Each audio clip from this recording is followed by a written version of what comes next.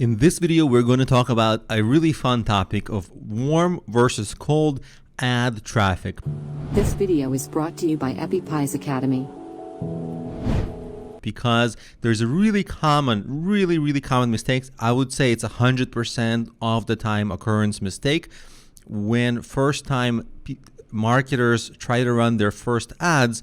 They think that they're going to create an ad and then run it, and a lot of new people will see it, and those people will go to their website, and that traffic that you get will buy. But there's a problem here, a very fundamental problem, where cold traffic does not buy. These people that you're going to run your ads to, they just learned about you. They don't know you. They're not going to buy, or at best, they're going to rarely buy. So what's going to happen is you're going to spend $10 in ads to make 50 cents or $1. It's going to be incredibly disproportionate in most cases. Not in all cases, because all cases is just such a wide variety. But most of the time, this is exactly what happens. Cold traffic needs to start trusting you. They don't trust you. Nobody buys from anybody who they don't trust yet. You need to build a relationship, build a trust with them. So the secret in driving sales is to warm up the traffic. So there's a couple of strategies to warm up the traffic. Strategy number 1, retargeting ads. These are the ads that follow you around. I'm sure everyone has been to a website where you went to a website like Amazon, you clicked on a product, and then the ad for that product follows you around the web. You can set up the very same thing. These are called retargeting ads, and they only show up for people who have already come to your site or visited some property of yours, maybe your Facebook page or something, and they're not cold. They've already seen you. Maybe they've engaged to some degree. So they're a little bit warmer. So the clicks typically are cheaper. That traffic is cheaper, and they're typically more highly engaged, and they buy at a higher rate. The challenge with them is that usually for a small business, there's a small audience of people who have already engaged with you. There's not a big pool of people to run these ads to. So yes, it's a great thing to do for almost any business.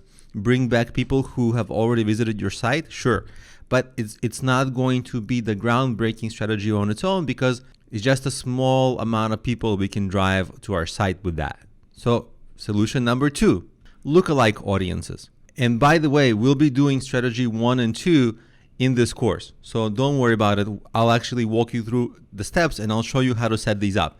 So the lookalike audience is basically you give Facebook a sample of your current audience, your current traffic, and then they profile that traffic and they send you similar traffic that is kind of like the traffic you're already getting, but new people. And then you have them visit your site, and then you run the retargeting ads to them. This solves the problem of that small sample size, because Facebook is going to get you a large sample of traffic based on the small example you gave them. And so this is lookalike audiences, audience that look like yours, but Facebook has probably millions and millions of similar types of people.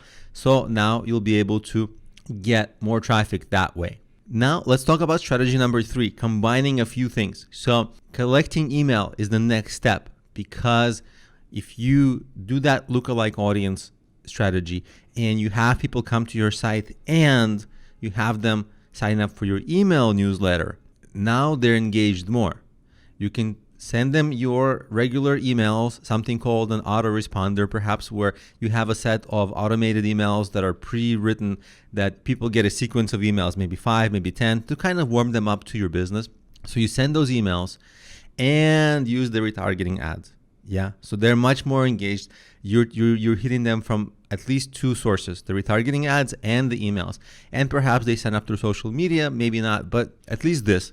And then you do this to this large sample set of people, and over time, they have a higher chance of warming up and buying, especially as long as they don't unsubscribe from your email newsletter. You can keep sending them emails, and your goal is essentially not to so much sell immediately with the email, but to give them value somehow, like real value, not like here's my basic ebook. So value, not how you conceptualize it, but true value for them, where they go, oh wow, this is great.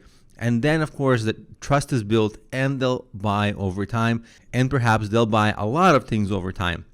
So that's the strategy for ads. You see, it's not the initial one. People think, oh, I'm just going to send people to my website with ads. No, it's really a more complicated situation, and we're going to go over this all except for how to write your emails, because this is not a course about that. But everything else we'll cover, and I'll walk you through exactly step by step.